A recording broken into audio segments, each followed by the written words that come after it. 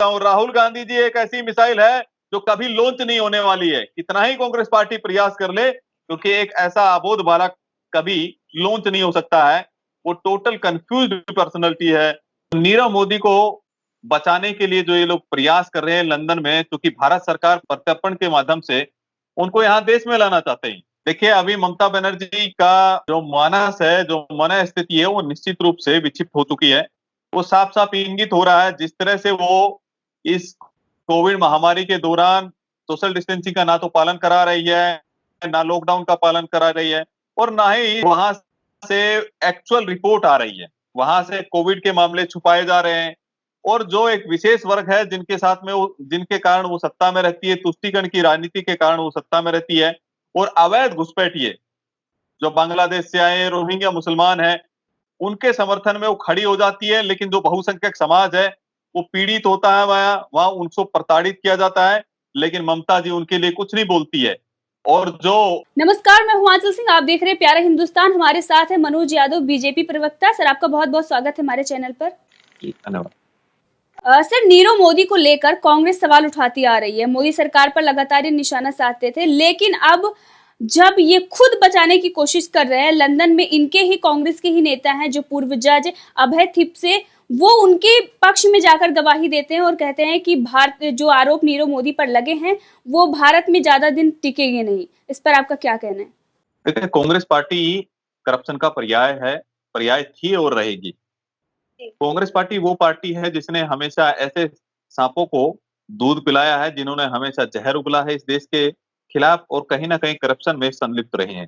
Congress party पूरी तरह से भ्रष्टाचार में लिप्त रही है, चाहे वो बोफोर्स मामला हो, चाहे वो सबमरीन मामला हो, चाहे अगस्ता वेस्टलैंड का मामला हो, सीडब्ल्यूजी घोटाला हो, टू जी घोटाला हो, कोलगेट घोटाला हो। अनगिनत फहरिस्तें, आकाश से लेकर पाताल तक ऐसी फहरिस्तें रही हैं। और कांग्रेस पार्टी ने एक ऐसा चलन चलाया था, फोन लोनिंग का। फोन से उनको लोन दे दिया जाता था। अगर वो लोन नहीं चुका पाते थे तो उनको फिर दोबारा रीलोन फोन से ही कर दिया जाता था। कोई गारंटी नहीं, कोई वारंटी नहीं, क्योंकि एक कंपनी की सरकार रही है।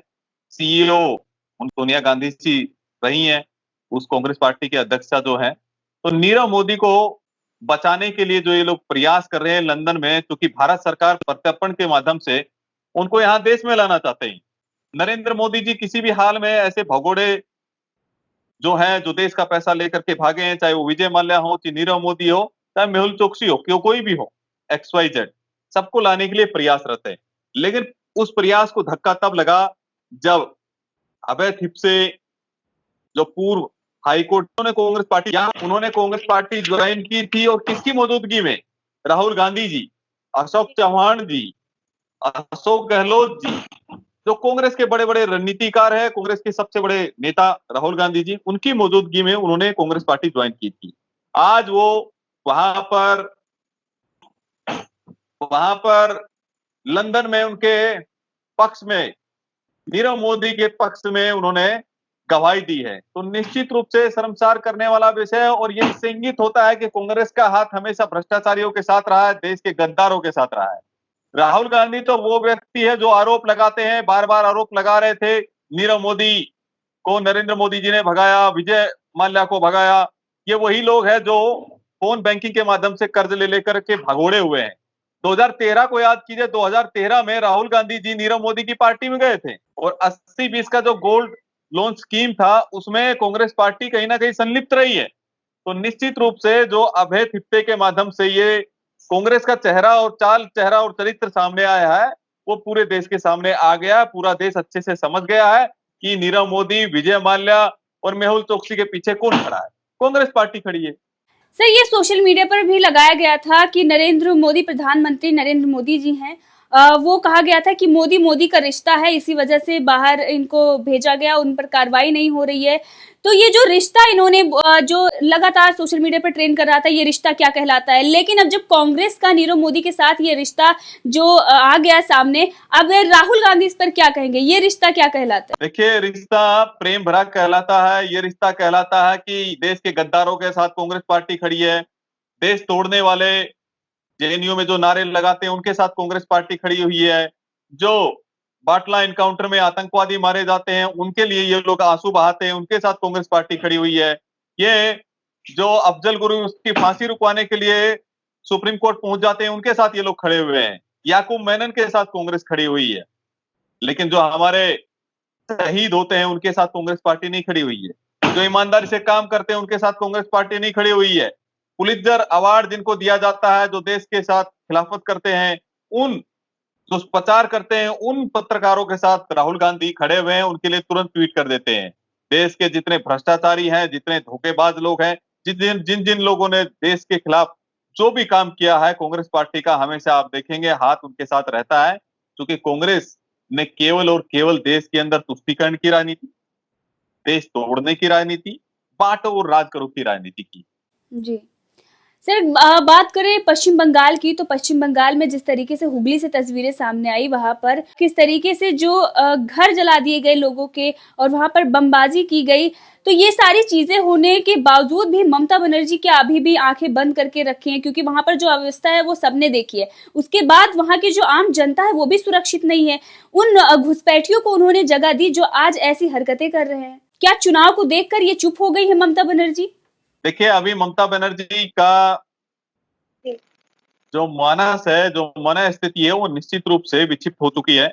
वो साफ साफ इंगित हो रहा है, जिस तरह से वो इस कोविड महामारी के दौरान सोशल डिस्टेंसिंग का ना तो पालन करा रही है, ना लॉकडाउन का पालन करा रही है, और ना ही वहां से एक्चुअल रिपोर्ट आ रही है। वहां से कोविड के मामले छुपाए जा रहे हैं। और जो एक विशेष वर्ग है जिनके साथ में वो, जिनके कारण वो सत्ता में रहती है, तुष्टीकरण की राजनीति के कारण वो सत्ता में रहती है, और अवैध घुसपैठिए जो बांग्लादेश से आए रोहिंग्या मुसलमान हैं, उनके समर्थन में वो खड़ी हो जाती है। लेकिन जो बहुसंख्यक समाज है वो पीड़ित होता है, वहां उनको प्रताड़ित किया जाता है, लेकिन ममता जी उनके लिए कुछ नहीं बोलती है। और जो अल्पसंख्यक समाज है, विशेष वर्ग है, उसके लिए सारे दरवाजे खोल देती है, उनको सारी छूटों दे देती है। देखिए, ये वही ममता बनर्जी है जो, याद कीजिए, 2007 में इन्होंने संसद में वो पेपर फेंक दिया था कि ये जो अवैध घुसपैठिए हैं, ये पश्चिम बंगाल के लिए ठीक नहीं है। ये पश्चिम बंगाल में अवैध घुसपैठ हो रही है, इसको रोकना चाहिए, और मैं इस पर चर्चा कराना चाहती हूँ। लेकिन अब वही अवैध घुसपैठिए रोहिंग्या मुसलमान उनके वोट बैंक बन गए हैं। आप देख रहे होंगे बार बार ममता बनर्जी जिस तरह से सियासत कर रही है, ओछी राजनीति कर रही है, वो केंद्र पर बार बार आरोप लगाती है। वो कहती है कि जो राज्यपाल है वो बीजेपी का एजेंट है। मैं पूछना चाहता हूं, क्या पूरे देश भर में केंद्र ने क्या राज्यपाल नॉमिनेट नहीं किए हैं? क्या वो बीजेपी के नहीं है, कैंडिडेट नहीं है? इसका मतलब ये साफ साफ दिखता है कि इसके पीछे केवल एक कारण है, उनको केवल और केवल चुनावी राजनीति के कारण से, जो चूंकि अगले साल चुनाव होने वाले, उन्हीं को ध्यान में रखते हुए वो फ्रस्ट्रेट हो चुकी है, विक्षिप्त हो चुकी है, उनका मानसिक संतुलन बिगड़ चुका है, चूंकि वहां पर उनको पता लग गया है कि सत्ता मेरे हाथों से जाने वाली है।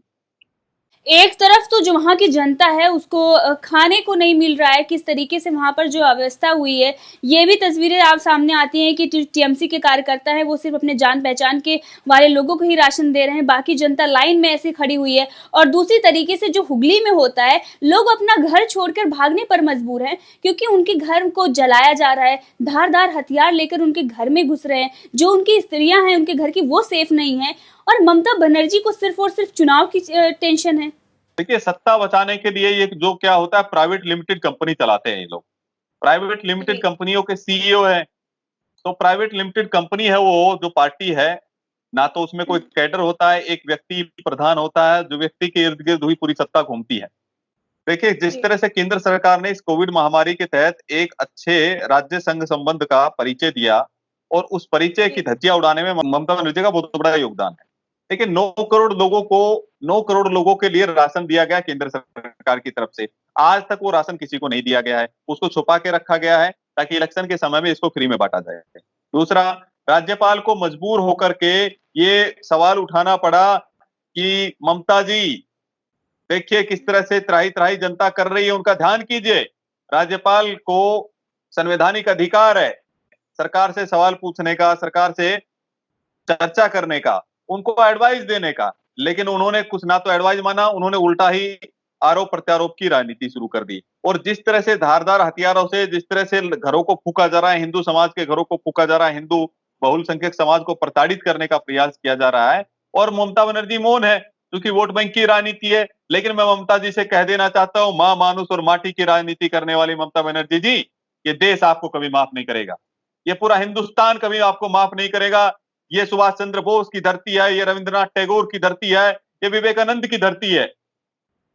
तो इस धरती पर जिस तरह से आप खून खराबा कर रहे हैं, जिस तरह से गुंडे उनके ग्रोह चलता है, एक बहुत बड़ा नेक्सस है गुंडों के साथ में, तो एक बहुत बड़ा ठेकेदार है, बहुत एक ग्रुप चलता है, नेक्सस है ठेकेदारों का, गुंडों का। तो वो गुंडई फौज है जो उनके पास में, गुंडों की जो फौज है, उसी का कहीं ना कहीं वो इस्तेमाल करती है बहुसंख्यक समाज को प्रताड़ित करने के लिए, हमारे भोले भाले नागरिकों को प्रताड़ित करने के लिए। और निश्चित रूप से ममता जी को मैं कह देना चाहता हूं कि आपके पास में अब कुछ बचा नहीं है, आपकी सत्ता छिनने जा रही है। जनता समझ चुकी है कौन अच्छा है और कौन बुरा है, कौन हमारे समर्थन में खड़ा है और कौन हमारे विपक्ष में खड़ा है। सर, ये मेरा आखिरी सवाल है राहुल गांधी को लेकर। राहुल गांधी ने इससे पहले 50 डिफॉल्टरों के नाम पूछे थे। उन्होंने ये कहा था कि अपने मित्रों को लोन दिया गया, मोदी जी के रिश्ते हैं उनसे, वो उनके नजदीकी हैं। लेकिन अब जब ये सामने आ गया है ये रिश्ता कांग्रेस का, तो क्या राहुल गांधी आके बताएंगे कि वो 2013 में आखिर क्यों वहां शिरकत करते हैं नीरव मोदी के साथ? उनके जो नेता है कांग्रेस के पूर्वजज, वो उनको बचाने की आखिर कोशिश क्यों कर रहे हैं? क्या वो नहीं चाहते कि नीरव मोदी भारत आए और जो वो लूट कर भागा है उसका चुकाया वो भारत में आकर करे? क्या वो नहीं चाहते कि देश का भला हो? ये मैं पूछना चाहता हूं राहुल गांधी जी, ये रिश्ता क्या कहलाता है आपका? ये रिश्ता प्यार भरा रिश्ता है या भ्रष्टाचार भरा रिश्ता है? ये रिश्ता है कुछ छुपाने का, कुछ बड़ी षड्यंत्र था इसके पीछे।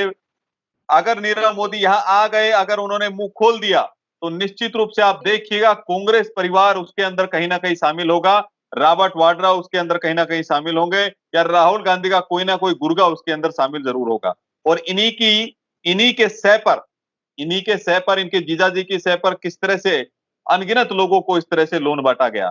लेकिन राहुल गांधी जी एक नॉन सीरियस पर्सन है, ना तो उनके बारे में लोग सीरियस है, ना ही वो पॉलिटिकल आदमी है, एक पार्ट टाइम पॉलिटिकल आदमी है, एक अबोध बालक है। मैं आपको एक छोटी सी बात बताता हूं, जब कोरोना काल में सब लोग लड़ रहे हैं कोरोना से, इस महामारी से निजात पाने के लिए प्रयास कर रहे हैं, और पूरा देश इससे लड़ रहा है, संघर्ष कर रहा है। कांग्रेस पार्टी को लगा कि देखिए एक अच्छा मौका है, एक अच्छा प्लेटफॉर्म है, अपने बेटे को लॉन्च किया जाए। उन्होंने लॉन्च करने का भरसक प्रयास किया, वेब सीरीज चला करके। अरे 50 साल के राहुल गांधी जी, 50 साल के अबोध बालक है, अभी भी ट्यूशन पढ़ोगे क्या? कभी रघुराम राजन से ट्यूशन पढ़ते हो, कभी अभिजीत बनर्जी से ट्यूशन पढ़ते हो। देखिए राहुल गांधी एक ऐसी मिसाइल है, राहुल गांधी एक ऐसी मिसाइल, मैं बोल देता हूं, राहुल गांधी जी एक ऐसी मिसाइल है जो कभी लॉन्च नहीं होने वाली है, कितना ही कांग्रेस पार्टी प्रयास कर ले, क्योंकि एक ऐसा अबोध बालक कभी लॉन्च नहीं हो सकता है। वो टोटल कंफ्यूज्ड पर्सनैलिटी है, वो एक राजनीति से ज्यादा कंफ्यूजन उनके अंदर ज्यादा है। राजनीति तो उनको करनी नहीं आती है, अगर राजनीति करनी आती तो निश्चित रूप से एक रचनात्मक सहयोग की भूमिका निभाते, क्योंकि कांग्रेस पार्टी सबसे पुरानी पार्टी है इस देश की।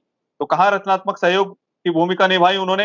बार बार कभी आरोग्य सेतु ऐप पर सवाल उठाना, कभी मजदूरों की सियासत पर सवाल उठाना, कभी थाली और थाली पर सवाल उठाना, कभी दीप उत्सव जो नरेंद्र मोदी जी के आह्वान पर हुआ था उस पर सवाल उठाना। देखिए कांग्रेस पार्टी पूरी तरह से फंसी हुई है। नीरव मोदी, मेहुल चोकसी, विजय माल्या सब इनके गुर्गे हैं, सब इन्हीं के लोग हैं, इन्हीं के पाले हुए हैं, इन्हीं के द्वारा, इन्हीं के शासनकाल में इनको लोन दिया गया बहुत बड़े स्तर पे, और कहीं ना कहीं इनकी मिली भगत है बहुत बड़ी। इसी कारण से उभय थुप्ते उभय थिप्ते जी जो पूर्व जज है, वो वहां उनको बचाने के लिए, उनकी गवाही देने के लिए जा रहे हैं। तो कहीं ना कहीं ये सामने आ गया है और दिख रहा है स्पष्ट रूप से, प्रत्यक्षम किम प्रमाणम, प्रत्यक्ष के लिए प्रमाण की आवश्यकता नहीं है, और पूरा देश जानता है। मैं एक बात छोटी सी और कह के खत्म करूंगा। देखिए यदि अगर कांग्रेस पार्टी आज इस महामारी के समय, अगर कांग्रेस पार्टी इस महामारी के समय शासन सत्ता में होती, तो मैं बता देता हूं आपको, 5,000 करोड़ रुपए का सैनिटाइजर घोटाला, 20,000 करोड़ रुपए का N95 मास्क घोटाला, 40,000 करोड़ रुपए का पीपीई किट घोटाला, इस तरह के अनगिनत घोटालों की एक फहरिस्त होती। लेकिन ये नरेंद्र मोदी जी की सरकार है, जो चोर उचक्के कोई भी है जो देश का पैसा यहाँ से लेकर के भागे हैं, एक एक पैसा उनसे वसूल भी करेंगे और उनको इस देश के अंदर भी लाएंगे और देश के संविधान के हिसाब से, कानून के हिसाब से उनको दंड भी दिया जाएगा। सर आपका बहुत बहुत धन्यवाद हमसे जुड़ने के लिए। जय हिंद जय भारत।